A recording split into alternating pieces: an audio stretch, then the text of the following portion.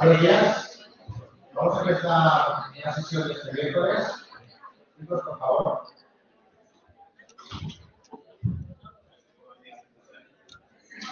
Chicos, empezamos.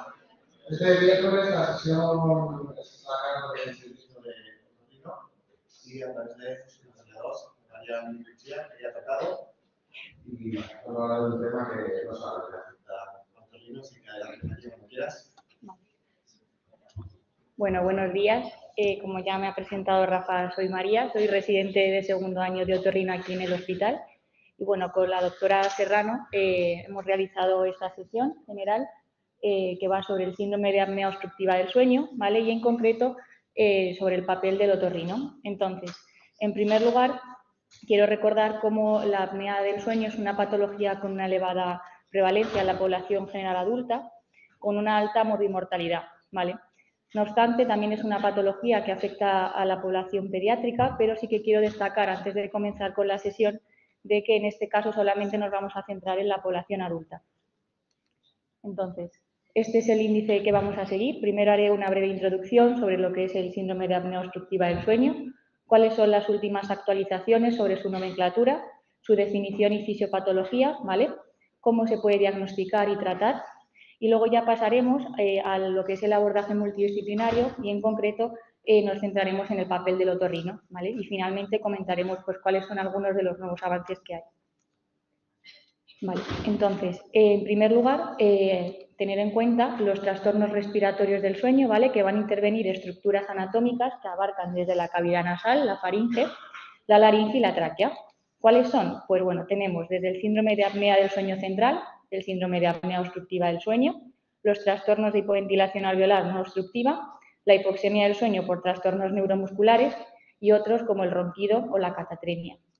Nosotros hoy nos vamos a centrar en el síndrome de apnea obstructiva del sueño, que consiste en los diferentes episodios de obstrucción bien parcial o total de la vía aérea superior durante el sueño.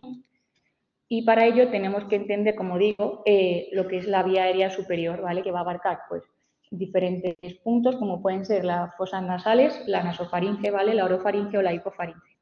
Todos estos son áreas que son reconocidas y exploradas en la práctica diaria de un otorrino. Entonces, sobre la actualización en la nomenclatura del síndrome de apnea del sueño, según la última guía publicada por la Sociedad Española de Neumología y Cirugía Torácica del 2022, lo que proponen es que se deje de utilizar los términos como hipopnea y el término síndrome, ¿vale? Y se hace énfasis en que se utilice el concepto de obstructivo, por lo que ahora se prefiere que se llame apnea obstructiva del sueño, con las siglas AOS. En cuanto a la definición, pues como ya sabemos, tiene que cumplir que bien el índice de apnea-hipopnea sea mayor o igual a 15 y que éstas sean predominantemente obstructivas, o bien que sea mayor o igual a 5 y que se acompañe o bien de somnolencia diurna, de sueño no reparador, de cansancio excesivo o bien un deterioro de la calidad de vida relacionado con el sueño.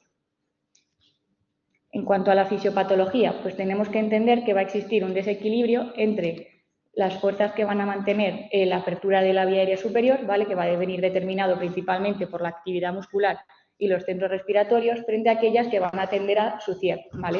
Que viene más determinado por factores anatómicos.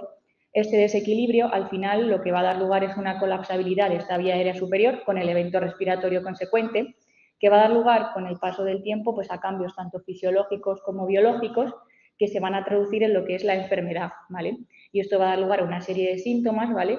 Y va a dar lugar pues desde hipertensión hasta problemas cardiovasculares, neurológicos, metabólicos, entre otros. Y es aquí donde ya quiero hacer mención a que esta patología, como sabemos, pues tiene una afectación multisistémica. Por eso va a ser importante ese abordaje multidisciplinario en el cual se van a ver involucrados pues diferentes especialistas. En cuanto a los métodos diagnósticos, pues bueno, como ya sabemos, la polisomnografía, ¿vale? Que va a ser el método de referencia, va a incluir tanto variables neurofisiológicas, es decir, el electroculograma, el electroencefalograma y el electromiograma, y con esta prueba pues vamos a poder ver las diferentes fases de sueño, ¿vale? Cómo es la calidad y la cantidad de ese sueño, y también pues, va a incluir otros parámetros como pueden ser cardiorrespiratorios. Y otra prueba que también se puede emplear, que es más sencilla y económica, ¿vale? Es la poligrafía respiratoria, pero bueno, teniendo en cuenta que va a excluir las variables neurofisiológicas. Vale. En cuanto al tratamiento, en todo paciente con apnea obstructiva del sueño, las medidas higiénico-dietéticas, ¿vale? Que como ya sabemos, pues bueno, mantener un horario regular de sueño, realizar ejercicio físico regular y luego pues no consumir alcohol y demás. Y el tratamiento con presión positiva en la vía aérea superior, lo que se conoce como CPAP, según las últimas guías, pues los criterios para indicarlo son o bien que el índice de apnea-hipopnea sea mayor o igual a 15, que la escala de somnolencia de Epworth sea mayor de 10, que existan alteraciones de la calidad de vida en relación con el sueño o que tengamos un paciente con una hipertensión arterial resistente o refractaria. Como ya he dicho, pasamos a lo que es el abordaje multidisciplinario, ¿vale? Según las últimas guías, pues se hace más énfasis en este concepto, ¿vale? En los algoritmos que se recogen, pues el otorrino ya entra dentro de estos algoritmos, sobre todo lo que es en la parte de exploración física de la vía aérea superior, con el paciente despierto o bien con el paciente dormido, lo que es el DISE, que luego veremos en lo que consiste, y también en el tratamiento en la parte de cirugía de la vía aérea superior, ¿vale? Y quiero destacar que, bueno, los diferentes tratamientos que se pueden utilizar en esta patología siempre van a ser complementarios, no va a haber ningún tratamiento excluyente. Bueno, pues ya empezamos con lo que puede hacer el otorrino, ¿vale? Entonces, antes de nada, ¿cuándo vamos a ver a un paciente? Aquí en el hospital universitario, nuestro servicio, quiero destacar que no vamos a ver pacientes que tengan ronquido simple, sino que van a tener un diagnóstico confirmado ya de apnea obstructiva del sueño, ¿vale? Y además de eso, que bien haya habido un fracaso o haya una mala tolerancia al tratamiento con CPAP. Entonces, es en estos pacientes, ¿vale?, donde el papel del otorrino en el diagnóstico y tratamiento pues va a ser fundamental, en el sentido de que puede hacer una exploración de la vía aérea superior, ¿vale? Va a poder detectar posibles anomalías que predisponen a padecerla, que luego iremos comentando más en detalle, y sobre todo va a poder hacer un diagnóstico topográfico de la obstrucción. En cuanto al tratamiento, pues va a plantear diferentes técnicas quirúrgicas, ¿vale? Pero vuelvo a destacar que cuando existe esa falta de tolerancia o cuando fracasa lo que es el tratamiento con la CPAP, ¿vale? Y puede plantear de cirugías de adenoides, de base de lengua, del paladar, entre otras. Y luego también en el seguimiento a corto, mediano y largo plazo por el riesgo de desagüe residual y de recurrencia que existe.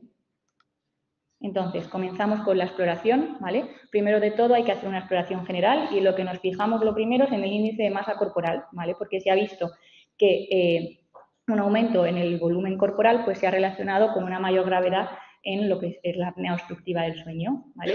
Y también el índice de masa corporal nos va a nosotros ayudar a lo que es el éxito de si se plantea una cirugía, por lo que en general si hay un índice de masa corporal más bajo, el éxito de la cirugía va a ser mayor, pero esto no siempre es así.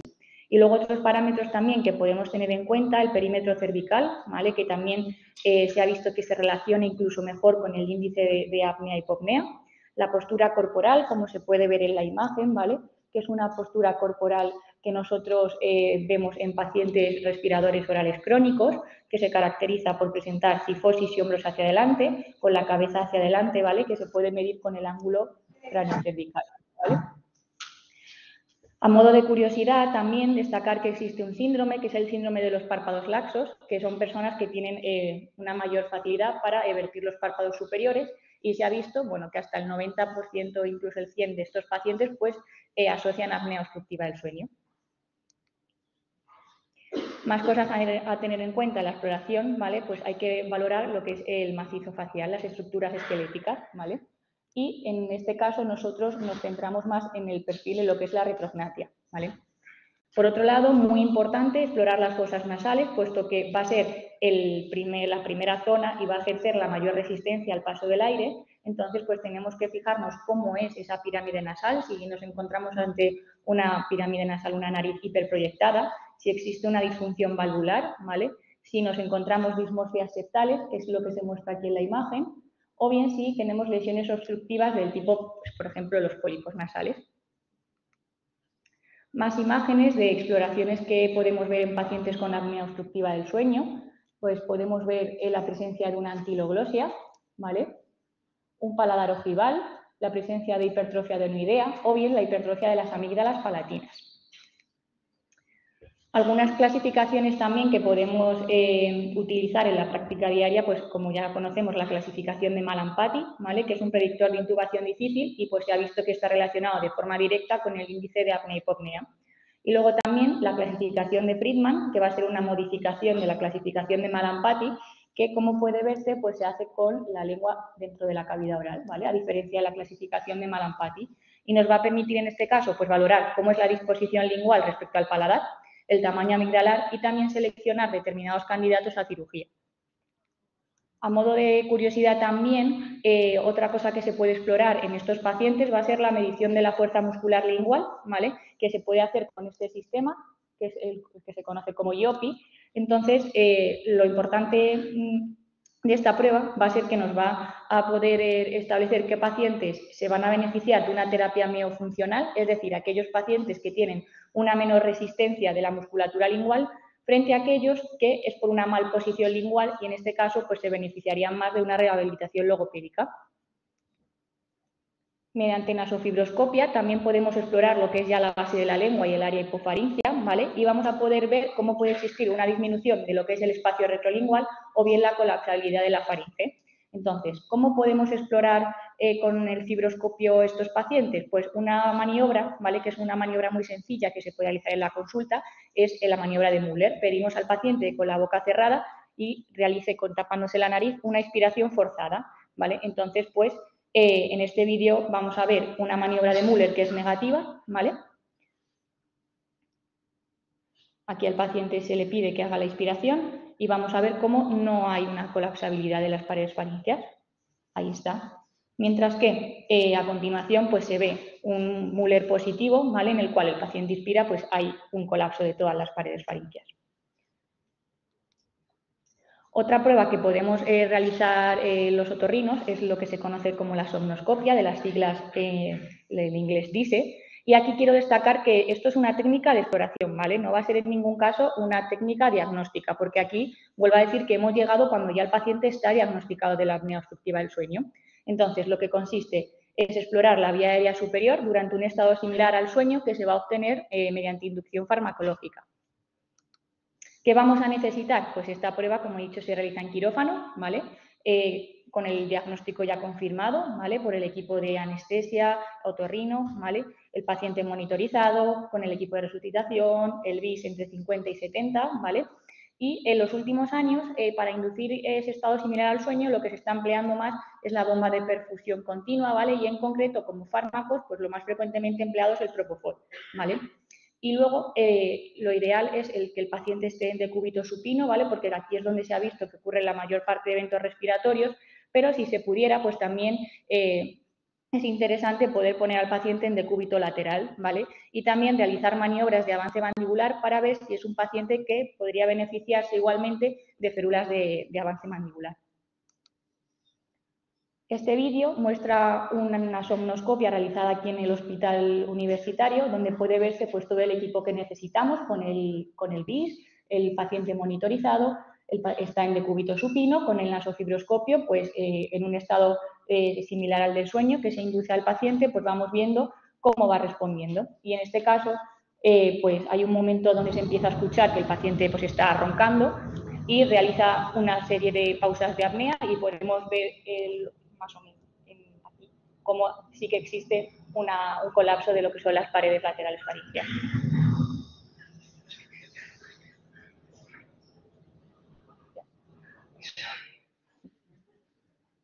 Vale, más imágenes de ejemplos de cómo puede haber diferentes obstrucciones de la vía aérea superior, ¿vale? Que nosotros vemos, pues en este caso lo que es una obstrucción por un colapso anteroposterior de la epiglotis, ¿vale?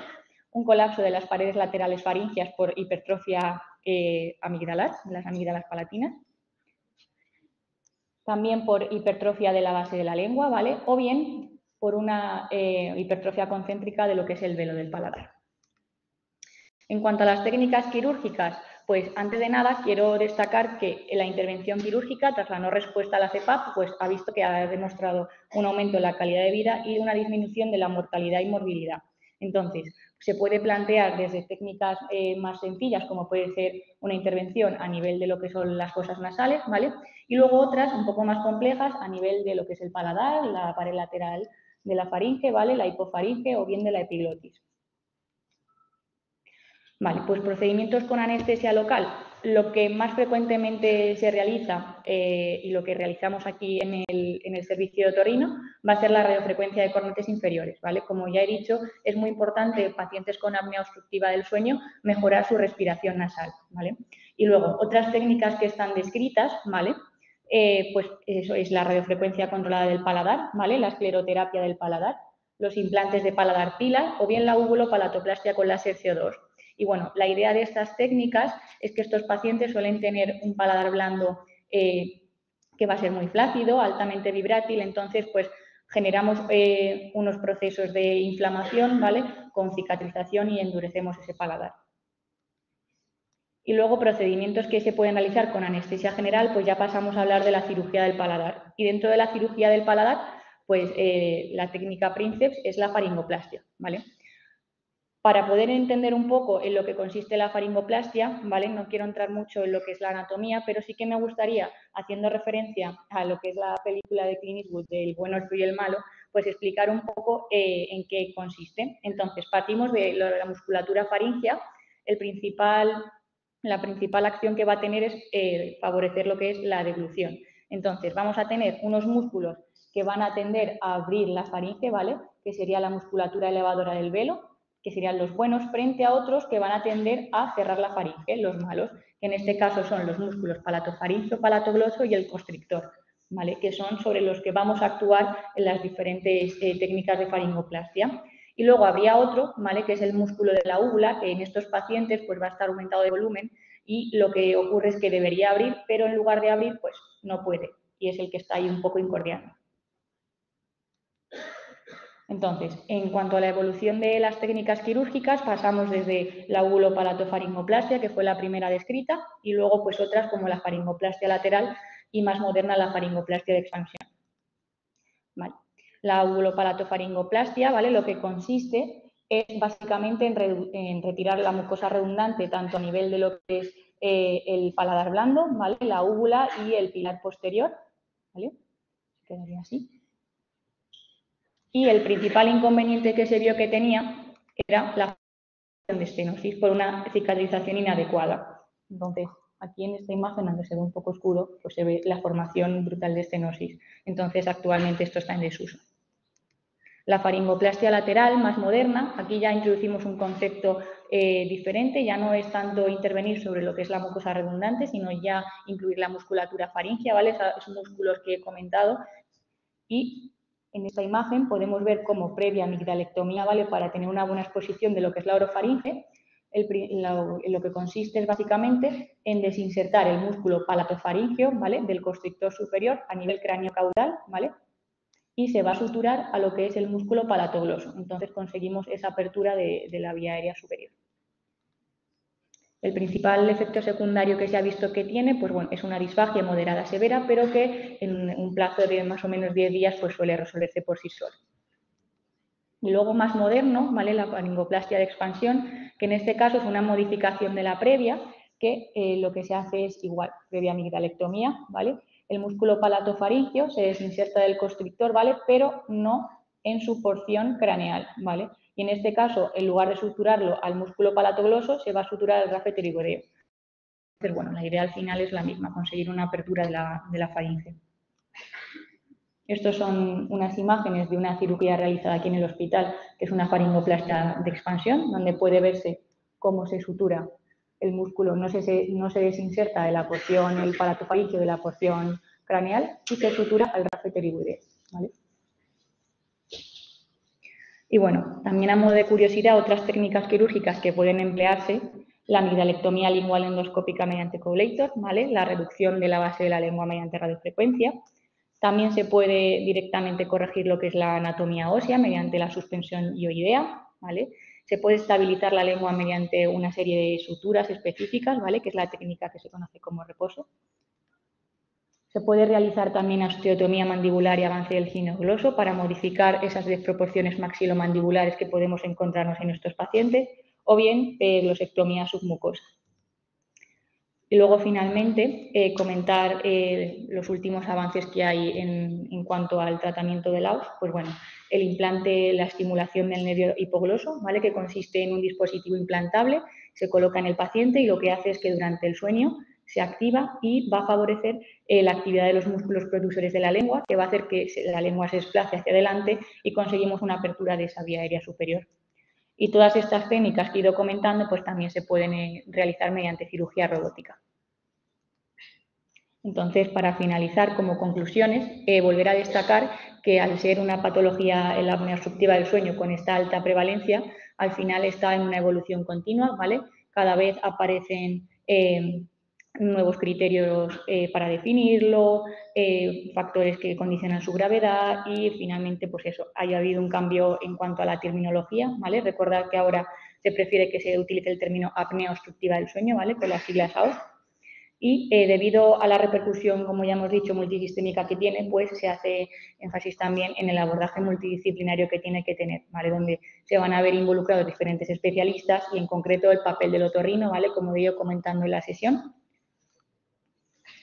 Y los criterios para derivar los pacientes al servicio de otorrino aquí, pues recordar que nosotros no vamos a ver pacientes con ronquidos, sino que ya van a tener el diagnóstico confirmado de la apnea, ¿vale? Y bien que no respondan al tratamiento con CPAP o que no lo toleren, ¿vale? Y en estos pacientes es en los que podemos realizar una exploración de la vía aérea superior para diagnosticar dónde está la zona de obstrucción, ¿vale? Podemos realizar otras técnicas de exploración, como he comentado, la somnoscopia, el DISE, y plantear diferentes técnicas quirúrgicas, algunas de ellas muy sencillas con anestesia local y otras más complejas con anestesia general, como es la cirugía del paladar y las faringoplastias.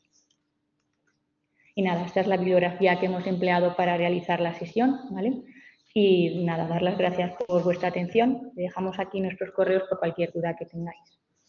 Ya está.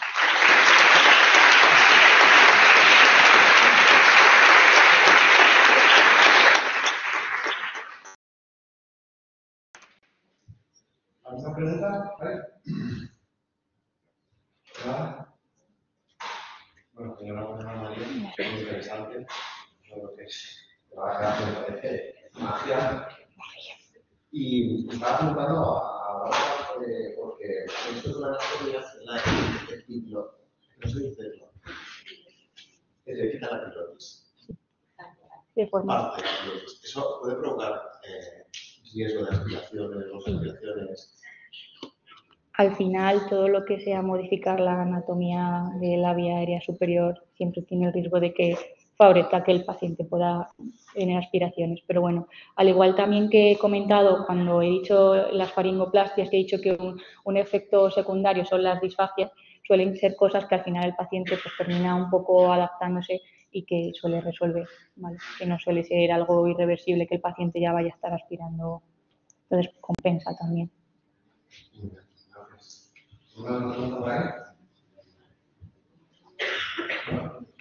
Solo una puntualización. Ella ha dicho en varias ocasiones que no vemos ronquido. Sí vemos ronquido. De hecho, vemos mucho ronquido porque ahora está de moda eso de operar mejor que ronco. Y la mujer no duerme y dormimos en la separada y nos pone fatal. Entonces, yo solo, esto es un poco ya dirigido a los médicos de atención primaria, que hay muchos pacientes que aquejan este tipo de cosas. Es verdad que dedicar al otorrino solo por ronquido, si no hay una buena respiración nasal, porque también se puede roncar teniendo una buena respiración nasal, y sin una sospecha de apnea obstructiva del sueño, aquí en lo que es el complejo hospitalario de Toledo no es algo que vayamos a modificar ni que vayamos a dar una medida terapéutica efectiva. Hay sitios en los que ya se está haciendo pues un comité maravilloso, multidisciplinar, espectacular, que ahí sí que están haciendo un poco de cirugía estética, este tipo de cirugías contra el ronquido, pero bueno, aquí como es algo patológico, es más estético, de momento no es algo que vamos a afectar. Que fácil es porque roncan, vemos un montón y si desean exploración puede ir, pues no sé, conjunto. Pero bueno, es como la puntualización.